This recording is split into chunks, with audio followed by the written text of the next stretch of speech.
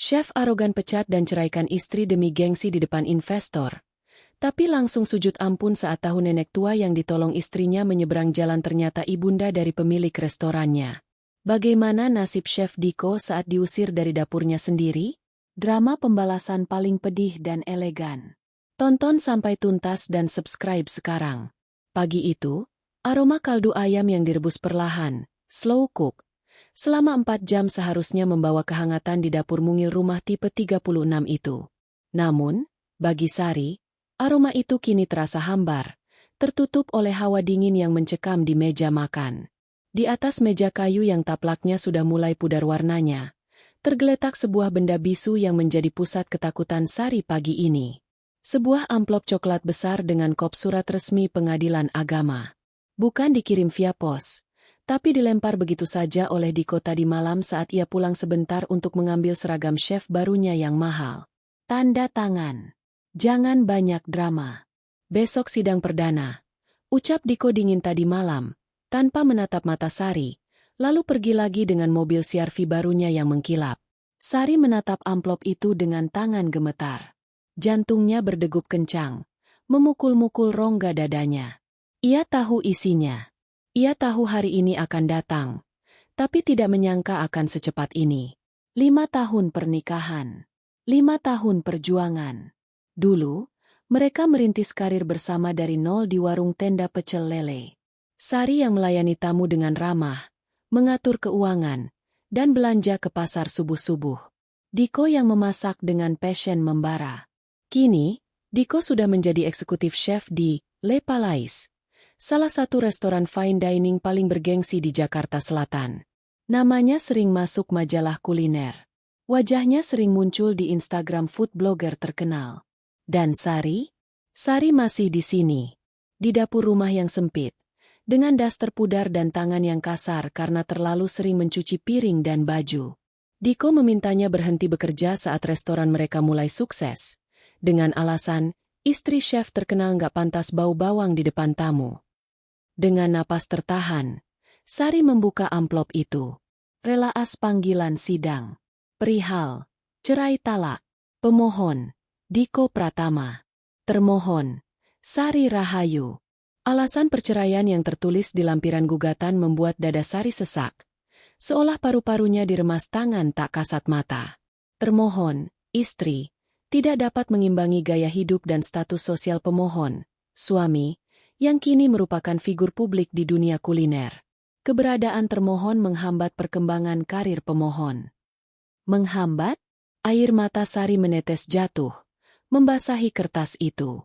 Siapa yang rela menjual motor satu-satunya demi membelikan set pisau Wusthof pertama Diko saat ia mau ikut kompetisi masak? Sari. Siapa yang begadang tiap malam memijat kaki Diko yang bengkak karena berdiri seharian di dapur? Sari. Siapa yang menyemangati Diko saat ia gagal tes masuk hotel bintang 5 berkali-kali? Sari. Ting. Ponsel Sari berbunyi. Notifikasi pesan masuk dari Chef Diko. Diko menyuruh Sari mengganti nama kontaknya di HP agar terlihat profesional jika ada yang melihat HP Sari. Suratnya sudah dibaca? Jangan lupa besok datang jam 9 pagi. Aku harap kamu kooperatif. Sari, jangan bikin malu aku di pengadilan. Jangan pakai baju gembel. Wartawan kuliner mungkin ada yang meliput karena aku lagi hiring investor baru. Pesan itu begitu dingin. Tanpa sayang. Tanpa dek. Seolah Sari adalah steward, pencuci piring, yang baru memecahkan piring mahal. Bukan istri yang sudah menemaninya dari nol. Sari menarik napas panjang, mencoba mengetik balasan dengan jari gemetar. Mas, kenapa alasannya begitu? Apa aku pernah bikin malu Mas? Aku kan selalu di rumah sesuai perintah Mas. Aku nggak pernah minta ikut ke acara restoran. Balasan Diko datang cepat, setajam pisau boning yang baru diasah. Justru itu masalahnya. Kamu itu stagnan. Kamu nggak berkembang. Lihat aku sekarang. Aku masak foie gras, truffle, caviar. Teman-temanku sekarang selebriti, food critic, investor asing. Sementara kamu, tahunya cuma harga cabai keriting sama terasi pasar. Minggu lalu pas ada grand opening cabang baru, Pak Gunawan, investor utama, tanya istriku mana. Aku terpaksa bohong bilang kamu lagi sakit di luar negeri. Karena apa? Karena aku malu kalau harus ngenalin kamu. Kamu nggak bisa table manner, bahasa Inggris nol, dandanan kayak pembantu. Kamu itu noda di seragam putihku yang bersih. Sari. Noda. Kata itu menghantam harga diri Sari hingga hancur berkeping-keping. Ia disebut noda oleh suami yang dulu memuja masakan sederhananya. Mas lupa siapa yang ngajarin Mas bikin bumbu dasar yang enak? Resep sambal andalan Mas yang dipuji investor itu resep almarhumah ibuku. Mas. Ketik Sari sambil terisak. Jangan bahas masa lalu. Balas Diko dengan huruf kapital. Resep itu sudah aku modifikasi jadi level up. Itu skill aku, bukan kamu. Dan soal harta gono gini, jangan mimpi. Restoran, mobil, rumah ini, tabungan semua hasil keringatku berdiri 12 jam di dapur panas. Kamu cuma ongkang-ongkang kaki di rumah.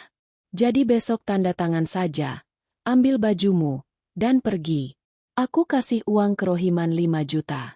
Cukup buat modal kamu buka warung pecel lele lagi di kampung. 5 juta.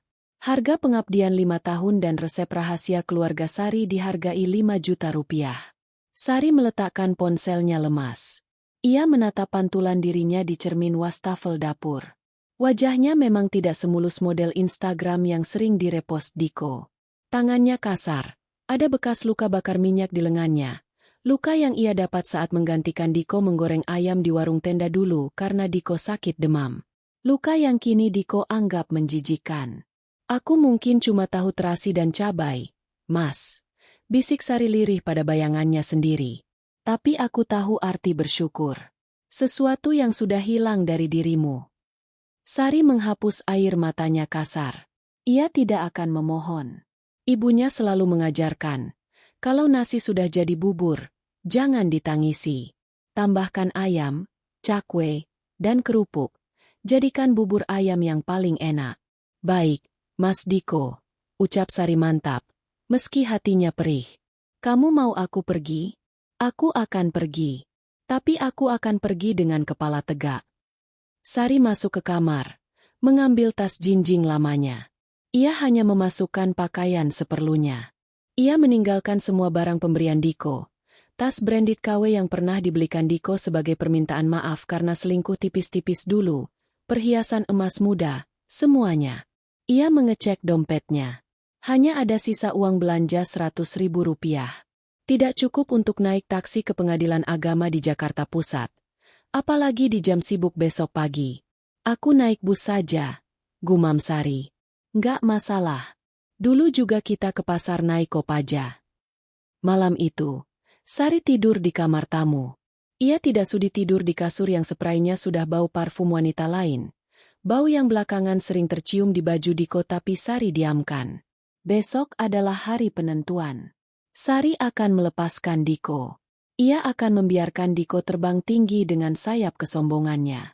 Namun Sari tidak tahu bahwa di perjalanan naik bus besok pagi, Tuhan sudah menyiapkan sebuah pertemuan tak terduga. Sebuah pertemuan sederhana dengan seorang nenek tua yang kelaparan, yang akan menjadi bumbu rahasia penghancur karir chef Diko selamanya. Sari memejamkan mata, berdoa agar besok ia kuat. Tanpa ia sadari, doa orang teraniaya selalu punya jalur khusus ke langit. Dan jawabannya akan datang lebih cepat dari pesanan fast food. Matahari pagi belum terlalu tinggi, namun sinarnya sudah terasa menyengat di kulit Sari, seolah alam pun enggan memberikan kesejukan pada hari terberat dalam hidupnya ini. Hari ini adalah hari penentuan, hari di mana ia harus menghadapi vonis di pengadilan agama. Sari berdiri mematung di depan cermin tua di kamarnya. Pantulan dirinya terlihat asing. Ia mengenakan kemeja putih sederhana yang kerahnya mulai kusut meski sudah disetrika, dipadu dengan rok bahan hitam yang agak longgar. Pakaian terbaik yang ia punya, yang biasa ia pakai saat melamar kerja part-time jaga catering. Tangannya terhenti saat mengancingkan lengan kemeja. Ingatannya melayang ke 5 tahun silam. Kemeja ini adalah hadiah ulang tahun dari Diko saat mereka baru setahun menikah. Biar kamu kelihatan rapi kalau nemenin aku belanja ke supplier daging, Dek. kata Diko dulu dengan senyum manis. Kini, kemeja itu menjadi saksi bisu perjalanan nasib Sari yang berubah drastis. Diko sudah memakai chef jaket bertuliskan namanya dengan benang emas. Sementara Sari masih memakai kemeja pasar ini. Sari menarik napas panjang, menahan perih di dada. Ia tidak memakai make-up tebal, hanya bedak tabur bayi untuk menyamarkan minyak di wajahnya. Kantung mata akibat tangisan semalam masih terlihat jelas. Sari melangkah keluar dari kamar, menyusuri ruang tamu yang sunyi, lalu membuka pintu depan rumah tipe 36 yang selama ini menjadi istananya. Ia mengunci pintu dengan hati-hati. Klik. Bunyi itu terdengar seperti vonis akhir. Saat kakinya melangkah keluar pagar besi yang catnya mulai mengelupas, Sari melihat pemandangan yang paling ia hindari. Di warung sayur Butejo di ujung jalan, segerombolan ibu-ibu kompleks sedang berkerumun memilih kangkung. Sari menundukkan kepala, mempercepat langkahnya. Namun, harapan untuk lolos sia-sia. Itu Mbak Sari keluar. Bisik Butejo dengan volume suara yang sengaja dikeraskan. Rapi amat. Mbak? Mau kemana? Dengar-dengar hari ini sidang cerainya sama Mas Chef Diko ya? Iya tuh, kasihannya. Timpal ibu lain dengan nada prihatin palsu. Padahal Mas Diko sekarang sukses banget loh. Kemarin saya lihat di TV. Dia masak bareng artis. Ganteng banget pakai baju putih-putih gitu. Istrinya malah jalan kaki mau ke pengadilan. Jomplang banget. Ya wajarlah, Bu. Mas Diko kan levelnya sudah internasional. Masak istrinya masih level warteg, pasti Mas Diko cari yang sepadan, yang bisa diajak dinner mewah. Mbak Sari kan ya gitu deh. Kalimat-kalimat tajam itu melayang di udara, menusuk telinga Sari tanpa ampun. Rasanya ingin sekali ia berbalik dan berteriak. Ingin ia katakan bahwa, level internasional, Diko itu dibangun dari resep sambal Sari yang dimodifikasi. Bahwa kaki Diko yang kuat berdiri di dapur itu dipijat oleh tangan Sari setiap malam. Tapi Sari memilih diam. Lidahnya keluh. Meladeni mereka hanya akan membuat dirinya terlihat menyedihkan. Ia mempercepat langkah kakinya, meninggalkan aroma gibah pagi hari itu. Jalan menuju halte bus cukup jauh, melewati pasar tradisional yang becek. Sari berjalan hati-hati agar sepatu pantofel lamanya tidak terkena lumpur. Aroma amis ikan dan bau sampah pasar menyeruak. Kontras sekali dengan aroma truffle oil dan rosemary yang kini menjadi dunia Diko. Sari berhenti sejenak di trotoar untuk menyeka keringat. Tiba-tiba, sebuah mobil SUV Honda CR-V putih mengkilap melintas pelan karena macet. Kaca jendelanya agak terbuka sedikit karena pengemudinya sedang merokok. Sari membeku. Ia kenal mobil itu. Itu mobil Diko. Dan di dalamnya, Diko tidak sendirian. Ia sedang menyetir sambil tertawa lepas, mengobrol dengan seorang wanita cantik berambut pirang di sebelahnya. Mungkin PR manajer restoran atau food blogger yang sering Diko ceritakan. Di jok belakang, terlihat dua orang pria berpakaian chef yang juga tertawa. Mereka terlihat begitu bersinar. Begitu sukses. Begitu bahagia. Aroma parfum mahal dan AC dingin seolah menguar dari celah jendela mobil itu. Diko menoleh sekilas ke arah trotoar saat membuang abu rokok. Matanya bertemu dengan mata Sari yang berdiri kepanasan di pinggir jalan. Tatapan Diko datar, dingin, tanpa rasa bersalah. Ia bahkan tidak menyapa. Ia hanya menaikkan kaca jendelanya perlahan, menutup akses Sari ke dunianya. Lalu mobil itu melaju membelah kemacetan. Sari merasa ditampar oleh kenyataan. Diko melaju dengan kenyamanan dan gengsi. Sementara Sari harus berjuang melawan debu jalanan hanya untuk menghadiri sidang perceraian yang tidak ia inginkan. Ya Tuhan! Doa Sari dalam hati, suaranya bergetar. Jika memang aku tidak pantas di dunia gemerlap itu, kuatkan aku di duniaku sendiri. Jangan biarkan aku hancur di hadapan kesombongan Mas Diko nanti. Berikan aku satu saja pertolongan MU hari ini. Kirimkan aku teman, agar aku tidak merasa sendirian menghadapi meja hijau itu. Tak lama kemudian, bus Metro Mini tua yang ditunggu akhirnya muncul. Asap hitam mengepul pekat dari knalpotnya. Bus itu penuh sesak dengan pedagang pasar yang membawa karung sayur. Kondektur berteriak serak. Tanah Abang! Harmoni. Pengadilan. Ayo naik. Sari menghela napas panjang. Ia menguatkan kakinya, merapikan roknya, dan melangkah naik. Ia menyisipkan tubuhnya di antara keranjang ikan asin dan karung beras. Tanpa ia sadari, doa lirihnya tadi akan segera terjawab di dalam bus pengap ini. Bukan dengan turunnya malaikat bersayap, melainkan melalui pertemuan dengan seorang nenek tua sederhana yang sedang kesulitan membawa belanjaan, yang akan mengubah takdir Sari dan nasib Diko selamanya. Suasana di dalam bus metro mini tua itu bagaikan oven berjalan. Udara di dalamnya begitu pengap, bercampur aduk antara aroma amis ikan dari keranjang pedagang, bau solar menyengat yang menyusup lewat lantai berlubang, dan keringat puluhan penumpang yang berimpitan. Jendela-jendela kaca yang berdebu dibiarkan terbuka lebar. Namun angin yang masuk hanyalah angin panas Jakarta yang penuh polusi. Sari berdiri terhimpit di bagian tengah bus. Diapit oleh seorang bapak yang memanggul karung beras dan ibu-ibu yang membawa ayam hidup dalam keranjang. Kakinya yang terbalut sepatu pantofel murah mulai terasa pegal. Ia harus terus menjaga keseimbangan, mencengkeram tiang gantungan yang licin. Setiap kali sopir bus memacu kendaraan tua itu ugal-ugalan mengejar setoran. Pikiran Sari melayang ke Diko. Dulu, mereka sering naik bus seperti ini saat pacaran. Diko akan melindunginya dengan tubuhnya agar Sari tidak terdorong orang. Sekarang, Diko duduk nyaman di dalam SUV ber-AC, sementara Sari sendirian di sini. Pasar Senen. Harmoni. Ayo yang mau turun. Teriak kondektur kasar sambil memukul badan bus dengan uang koin. Terang. Terang. Bus berhenti mendadak di halte pasar. Pintu hidraulik macet terbuka dengan suara berderit. Beberapa penumpang turun. Dari bawah, seorang nenek tua, mungkin berusia 70-an, mencoba naik. Pemandangan itu mengiris hati. Nenek itu mengenakan kebaya encim sederhana yang warnanya sudah pudar dan kain batik lusuh. Ia membawa 2 tas belanja anyaman besar yang terlihat sangat berat, penuh dengan sayuran segar dan bumbu dapur. Tas itu sepertinya lebih berat dari tubuh rentanya sendiri. Tangan keriput nenek itu gemetar hebat saat mencoba mengangkat tas belanjaannya ke tangga bus yang tinggi. Ia kesulitan. Napasnya tersengal-sengal.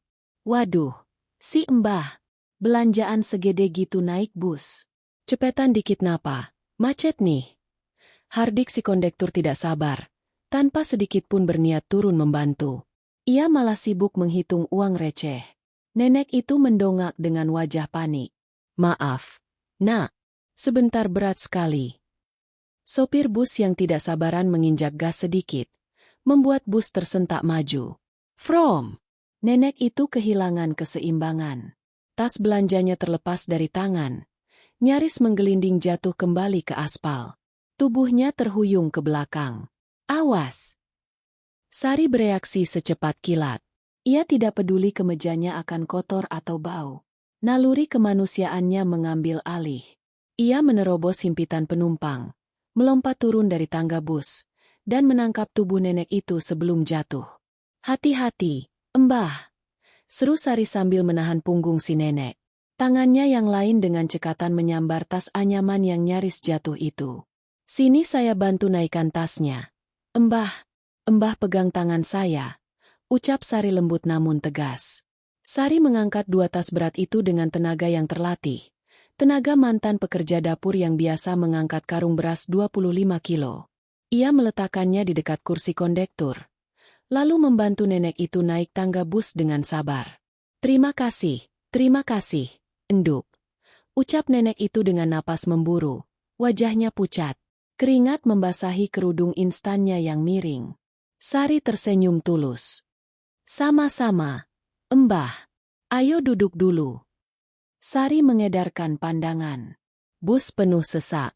Kursi prioritas diduduki oleh 2 pemuda yang pura-pura tidur pakai earphone. Sari tidak gentar. Ia menepuk bahu salah satu pemuda itu cukup keras. Mas, bangun sebentar, tegur Sari. Pemuda itu membuka mata. Kesal. Apaan sih? Minta tolong kursinya buat Mbah ini. Kasihan beliau bawaan berat. Tadi hampir jatuh. Mas masih muda kan? Kuat berdiri, kata Sari dengan nada sopan tapi menusuk. Beberapa penumpang lain mulai menoleh dan berbisik-bisik, membuat si pemuda merasa malu. Dengan mendengus kasar, ia berdiri dan pindah ke belakang. Sari menuntun nenek itu duduk. Si nenek menghembuskan napas lega yang panjang, memijat lututnya yang gemetar. Sari berdiri di sampingnya, menjaga tas belanjaan si nenek agar tidak terinjak orang. "Enduk, kamu baik sekali," ucap nenek itu. Nenek Fatma, sambil menatap Sari lekat-lekat. Matanya yang rabun menyipit, menilai penampilan Sari yang sederhana namun rapi. Jarang ada anak muda mau repot-repot nolong orang tua bau pasar begini. Apalagi sampai marahin preman bus. Sari tertawa kecil. "Ah, biasa aja kok, Mbah. Saya juga biasa ke pasar. Ini belanjaannya wangi banget. Mbah, daun jeruk purutnya segar ya." Mata nenek Fatma berbinar. "Loh, kamu tahu bau daun jeruk purut dari dalam tas tertutup begini?" "Tahu dong, Mbah." Sari tersenyum. Matanya menerawang rindu pada dapurnya. "Itu baunya khas. Terus saya cium bau lengkuas muda juga. Mbah mau masak rendang atau gulai?" "Wah, tajam sekali hidungmu." Nenek Fatma terkekeh, menepuk tangan Sari senang. "Mbah mau masak kalio daging, resep kuno keluarga.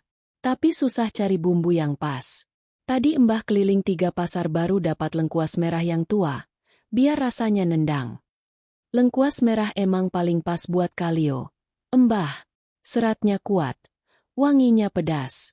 Kalau pakai lengkuas putih rasanya kurang, naik," sahut Sari antusias. Topik bumbu dapur seolah menyalakan kembali semangat hidupnya yang tadi padam. Nenek Fatma tertegun. Ia menatap Sari dengan pandangan berbeda. Bukan sekadar gadis baik hati, tapi seseorang yang mengerti.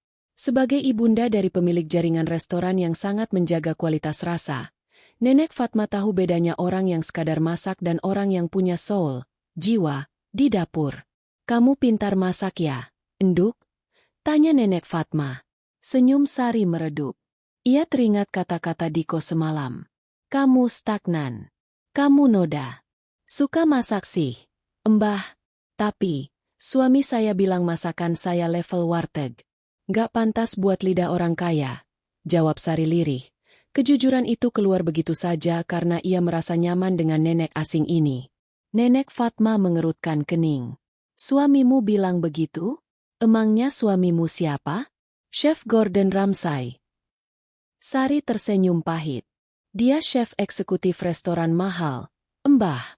Restoran Prancis gitu. Katanya saya kampungan, nggak ngerti table manner. Hari ini, saya mau ke pengadilan. Dia ceraikan saya karena malu punya istri kayak saya." Satu tetes air mata jatuh membasahi pipi Sari. Ia cepat-cepat menghapusnya. Rahang Nenek Fatma mengeras. Ia paling benci orang sombong yang lupa daratan. Ia teringat anak bungsunya sendiri, pemilik restoran tempat Diko bekerja, yang selalu ia ajarkan untuk menghargai setiap butir nasi. "Suamimu bodoh," ucap Nenek Fatma tiba-tiba. Tegas. Sari kaget. "Mbah." "Orang yang menghina masakan warteg itu orang yang lupa akar," lanjut Nenek Fatma berapi-api, meski suaranya pelan. "Masakan paling enak di dunia itu bukan yang dihias pakai bunga-bunga nggak jelas di piring besar, Enduk. Masakan enak itu yang dimasak pakai hati, pakai cinta.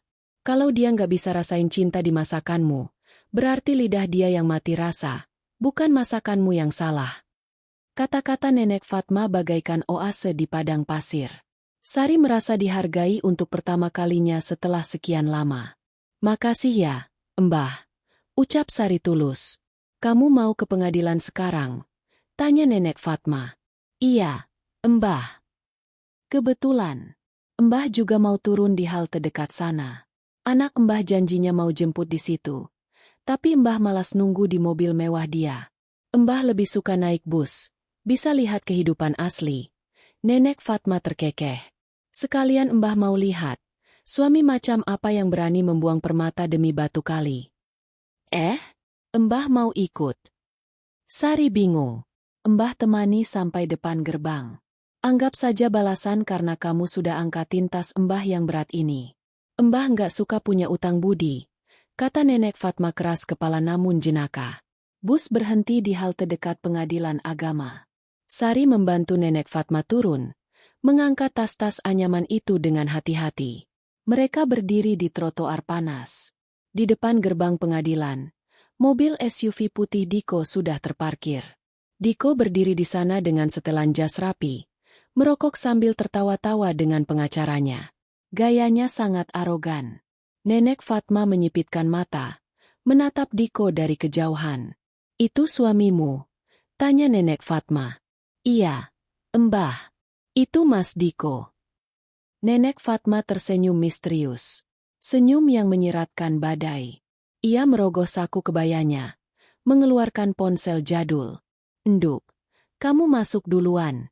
Hadapi dia dengan kepala tegak. "Jangan nangis. Mbah ada urusan sebentar mau telepon anak Mbah.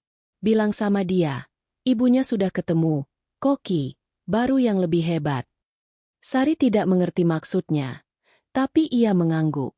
"Makasih, Mbah. Mbah hati-hati ya." Sari melangkah masuk ke gerbang pengadilan. Hatinya jauh lebih ringan berkat obrolan singkat tentang lengkuas merah tadi. Sementara di belakangnya, Nenek Fatma menekan nomor telepon putranya, pemilik Le Palais Group. "Halo, Nak? Kamu di mana?" "Ke pengadilan agama sekarang. Bawa surat pemecatan. Ibu mau kasih pelajaran etika buat Koki sombongmu itu." Perang bumbu dapur baru saja dimulai.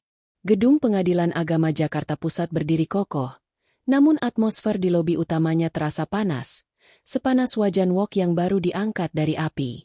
Sari melangkah masuk dengan jantung berdegup kencang, seirama dengan langkah-langkah orang di sekitarnya yang membawa beban masalah masing-masing. Di samping Sari, Nenek Fatma berjalan pelan namun pasti. Tas anyamannya yang berisi bumbu dapur masih ia jinjing, menimbulkan aroma samar lengkuas dan daun jeruk yang kontras dengan aroma parfum mahal para pengunjung pengadilan. Penampilan mereka menarik perhatian. Sari yang muda dengan kemeja putih sederhana, berjalan mendampingi nenek tua berkebaya lusuh yang terlihat seperti pedagang pasar nyasar. "Mbah, maaf ya." Bisik Sari merasa tidak enak. "Harusnya Mbah nunggu di luar saja. Nanti kalau suami saya lihat Mbah, dia mulutnya agak tajam. Saya nggak mau Mbah sakit hati." Nenek Fatma tersenyum jenaka. Kerutan di matanya menyipit ramah. "Tenang saja, Enduk. Mbah ini kulitnya sudah tebal, setebal kulit nangka. Justru Mbah mau lihat, setajam apa sih pisau suamimu itu? Lebih tajam dari pisau daging Mbah enggak?" Sari akhirnya pasrah. Kehadiran Nenek Fatma yang santai memberinya sedikit ketenangan, seperti didampingi nenek sendiri. "Nomor antrean B12. Pihak penggugat dan tergugat, silakan bersiap." Tiba-tiba, dari arah pintu masuk utama, terdengar suara riuh rendah. Beberapa orang menoleh. Suara tawa yang percaya diri menggema. Diko masuk. Penampilannya mencolok mata. Ia mengenakan chef jaket putih bersih yang disetrika licin, dengan nama Eksekutif Chef Diko, terbordir benang emas di dada kiri. Ia tidak datang sendiri. Di belakangnya ada 2 orang asisten yang membawa tas kamera. Sepertinya Diko sengaja membawa tim dokumentasi untuk konten media sosialnya, seolah perceraian ini adalah reality show.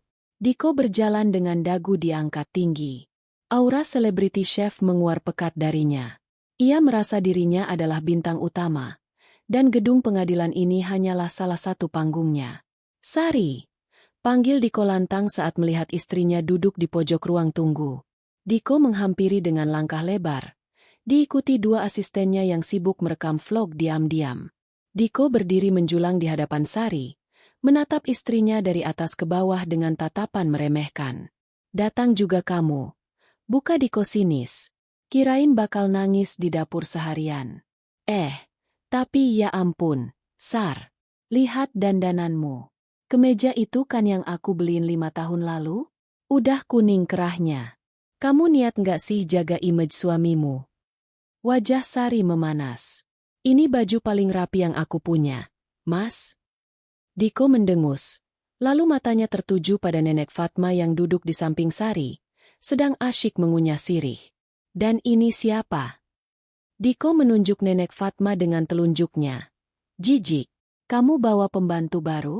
Atau ini tukang sayur yang kamu utangin? Mas. Sari berdiri, membentengi Nenek Fatma. Jaga bicaramu. Beliau ini Nenek Fatma. Beliau menolong aku tadi di bus. Beliau orang tua, harus dihormati. Ditolong di bus. Diko tertawa terbahak-bahak. Hahaha, ya ampun, Sari, levelmu emang udah daung rade banget ya. Dicerai chef bintang 5, sekarang temenan sama nenek-nenek bau pasar? Ohnya. Diko mengendus udara dengan gaya berlebihan.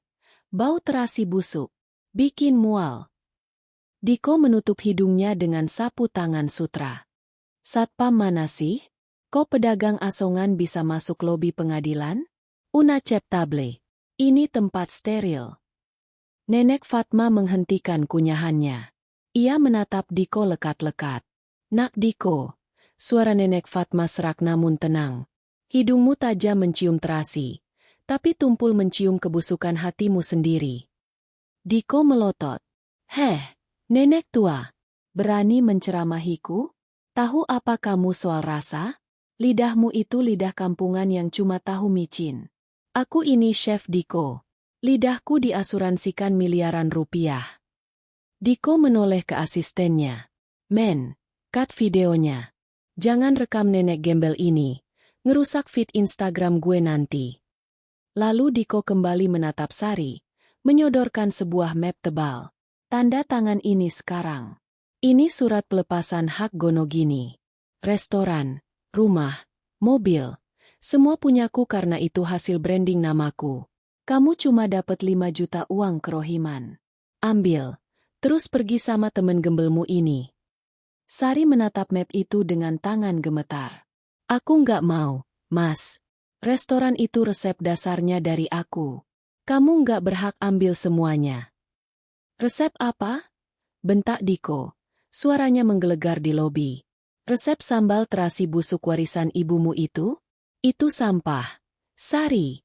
Aku yang elevate jadi sambal truffle. Tanpa aku, resepmu cuma makanan warteg. Cukup. Suara itu meledak. Bukan dari Sari, melainkan dari Nenek Fatma. Nenek tua itu berdiri perlahan.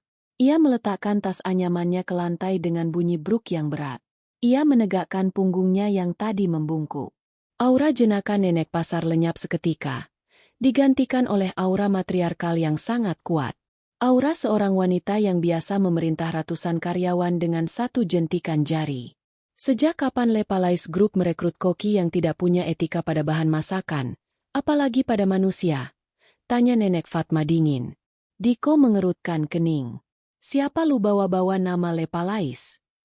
Saat itulah, asisten Diko, Arman, yang memegang kamera, tiba-tiba menurunkan kameranya. Wajahnya pucat pasi. Matanya melotot menatap wajah Nenek Fatma.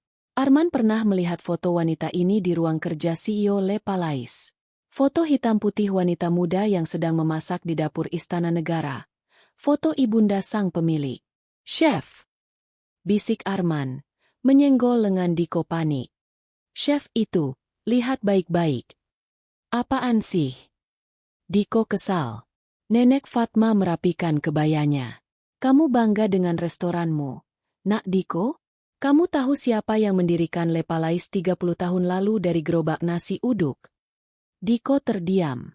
Sejarah restoran tempatnya bekerja memang legendaris, didirikan oleh seorang wanita misterius bernama Madam Fatma, yang resepnya menjadi standar emas perusahaan. Tapi Madam Fatma konon sudah pensiun di Paris. Kenalkan, ucap Nenek Fatma tenang. Nama lengkap saya Fatmawati Soedibjo. Orang-orang di kantormu memanggil saya Madam Fatma. Dan Lepalais adalah dapur kecil saya. Diko membeku. Wajahnya yang tadi merah padam berubah seputih tepung. Madam Fatma? Pendiri grup restoran tempatnya bekerja? Ibu kandung dari Pak Gunawan? Bos besarnya? Nggak mungkin. Gagap Diko. Madam Fatma itu sosialita, tinggal di Prancis, bukan nenek pasar. Saya suka ke pasar, nak. Potong Nenek Fatma tajam. Karena di pasar saya menemukan bahan-bahan jujur. Tidak seperti di dapurmu yang penuh kepalsuan. Nenek Fatma mengeluarkan ponsel jadulnya yang sedang tersambung panggilan suara. Ia menekan tombol loudspeaker. Halo, Gunawan? Kamu dengar semua omongan koki sombongmu ini? Tanya Nenek Fatma ke ponselnya. Suara berat seorang pria terdengar dari seberang, menggema di lobi yang hening. Itu suara Pak Gunawan, CEO Lepalais, bos besar Diko. Dengar jelas, Bu. Sangat jelas. Saya sudah di parkiran. Saya masuk sekarang. Diko merasa lantai marmer di bawah kakinya runtuh. Lututnya lemas seketika. Ia baru saja menghina ibunda bos besarnya. Ia baru saja menyebut pendiri restorannya, nenek gembel bau terasi. Dan yang lebih parah, ia melakukannya di depan kamera yang ia bawa sendiri. Sari menatap Nenek Fatma tak percaya. Mbah Fatma, yang punya restoran. Nenek Fatma menoleh ke Sari, tersenyum hangat, senyum seorang ibu. Tenang, Enduk. Hari ini kita masak. Menunya, tumis koki sombong. Diko menatap ponsel Nenek Fatma yang masih menyala di mode loudspeaker dengan tatapan kosong. Suara berat Pak Gunawan dari seberang telepon tadi seperti palu godam yang menghantam kepalanya. Pak Gunawan. Pak ini Diko. Pak. Chef Diko. Gagap Diko, keringat dingin mulai membanjiri lehernya, membasahi kerah seragam chef kebanggaannya. Bapak bercandakan, Pak? Ini prank buat konten marketing kan? Suara tawa Pak Gunawan terdengar, tapi tawa itu dingin dan menakutkan. Prank? Kamu pikir saya punya waktu buat main-main sama karyawan yang menghina ibu saya? Diko menoleh cepat ke arah Nenek Fatma, wanita tua yang masih berdiri tegak dengan tas anyaman pasarnya. Diko mundur selangkah, kakinya gemetar. Nenek lusuh ini, Madam Fatma? Legenda kuliner yang resepnya menjadi kitab suci di restorannya? Madam. Desis Diko, suaranya nyaris hilang. Saya nggak tahu, sumpah saya nggak tahu kalau itu Madam. Kalau saya tahu. Kalau kamu tahu itu saya, kamu akan cium tangan saya, begitu? Potong Nenek Fatma tenang namun tajam. Tapi karena kamu pikir saya nenek pasar, kamu merasa berhak menghina saya? Menghina bahan masakan yang saya pilih. Nenek Fatma maju selangkah. Bunyi langkah kakinya yang hanya beralaskan sandal jepit terdengar lebih mengintimidasi daripada sepatu boot tentara. Seorang chef sejati itu menghormati semua orang. Nak Diko. Dari petani yang menanam cabai, sampai tukang cuci piring yang membersihkan wajanmu. Kalau sama istri sendiri yang sudah menemanimu dari nol saja kamu buang seperti sampah, bagaimana saya bisa percaya kamu masak dengan hati buat pelanggan saya? Diko gelagapan. Ia menoleh ke asistennya, Arman, meminta bantuan. Tapi Arman sudah mundur jauh-jauh, pura-pura sibuk mengecek kamera, tidak mau ikut tenggelam bersama kapal Diko yang karam. Diko. Suara Pak Gunawan kembali terdengar dari ponsel. Mulai detik ini, kamu saya pecat. Tidak hormat. Kembalikan seragam, kembalikan mobil dinas, dan jangan pernah injakan kaki di properti Lepalais Group lagi. Namamu akan saya blacklist di seluruh asosiasi restoran Indonesia. Dunia Diko runtuh. Blacklist. Itu vonis mati bagi karir seorang chef. Ia ambruk berlutut di lantai marmer lobi pengadilan. Bukan karena menyesal, tapi karena takut miskin. Pak Gunawan. Jangan, Pak. Tolong. Karir saya, cicilan saya minta maaf. Madam, tolong saya. Sari. Sar, tolong bilangin ke mereka. Diko merangkak, mencoba meraih kaki Sari. Sari mundur selangkah. Ia menatap suaminya, pria yang tadi begitu gagah dan sombong, kini mengemis di kakinya di depan umum. Orang-orang di lobi mulai berkerumun. Beberapa merekam kejadian memalukan itu dengan HP mereka. Sar, kita batalin cerainya ya? Aku hilaf. Sar, kamu istri terbaikku. Racau Diko putus asa. Sari menatap Diko dengan pandangan iba. Tapi bukan iba yang lemah. Itu iba seorang wanita yang sudah selesai dengan masa lalunya. Maaf, Mas, ucap Sari pelan tapi tegas. Ikan yang sudah busuk. Nggak bisa segar lagi walau dicuci pakai air mawar. Kamu sendiri yang bilang aku noda. Sekarang, noda itu memilih untuk pergi. Sari menoleh ke Nenek Fatma. Mbah, Madam makasih sudah bela saya. Tapi saya tetap mau lanjut sidang. Saya mau cerai. Saya mau bebas. Nenek Fatma tersenyum bangga. Ia mematikan teleponnya. Bagus. Enduk. Wanita itu harus punya harga diri. Lanjutkan sidangmu. Mbah tunggu di sini. Diko masih meraung-raung saat petugas keamanan pengadilan datang menyeretnya keluar karena membuat keributan. Lepasin gue. Gue Chef Diko. Gue artis. Teriak Diko histeris. Tapi tidak ada yang peduli. Ia diseret keluar seperti kantong sampah, meninggalkan jejak air mata dan harga diri yang hancur lebur. 1 jam kemudian, Sari keluar dari ruang sidang dengan langkah ringan.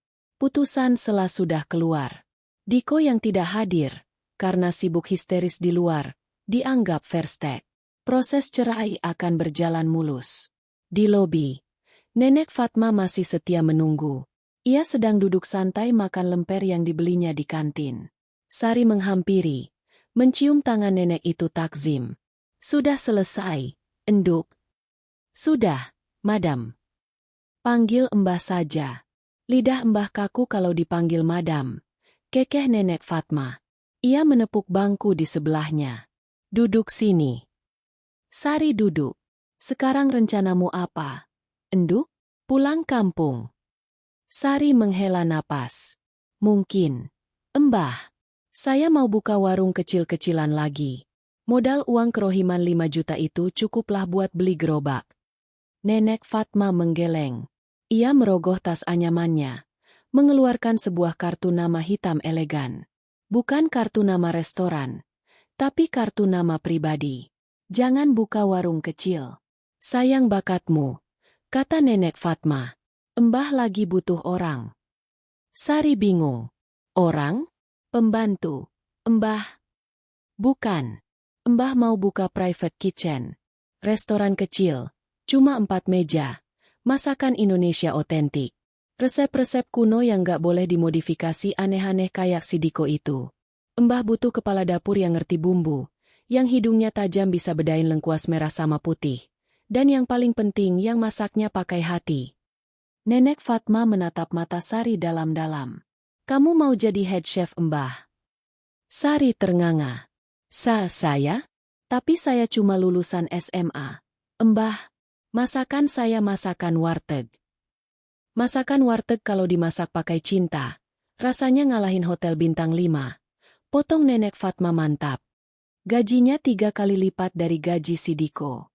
Ditambah saham kosong 10%. Gimana? Air mata Sari menetes lagi. Kali ini air mata bahagia. Tuhan tidak hanya menyelamatkannya dari suami toksik, tapi juga mengangkat derajatnya dengan cara yang tak terduga. Saya mau. Mbah. Saya mau banget. Bagus. Nenek Fatma berdiri. Semangat. Ayo kita pulang. Mbah lapar. Kamu masakin Mbah kalio daging pakai lengkuas merah tadi ya. Kita tes food sekarang. Sari mengangguk mantap, menghapus air matanya. Ia mengambil alih tas anyaman berat itu dari tangan Nenek Fatma. Mereka berjalan keluar gedung pengadilan.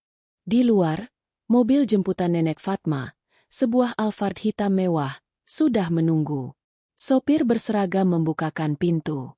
Di trotoar seberang, Diko duduk termenung sendirian di pinggir selokan. Jas putihnya kotor terkena debu, menatap kosong ke arah Sari yang kini masuk ke dalam mobil mewah sang pemilik Lepalais. Sari tidak menoleh lagi. Ia masuk ke dalam mobil, meninggalkan masa lalunya yang sombong di pinggir jalan. Pintu mobil tertutup. Sari tersenyum lebar menatap jalanan Jakarta. Perang bumbu dapur telah usai. Dan Sari, sang mantan istri yang dihina bau terasi, kini memegang resep kemenangannya sendiri. Tamat.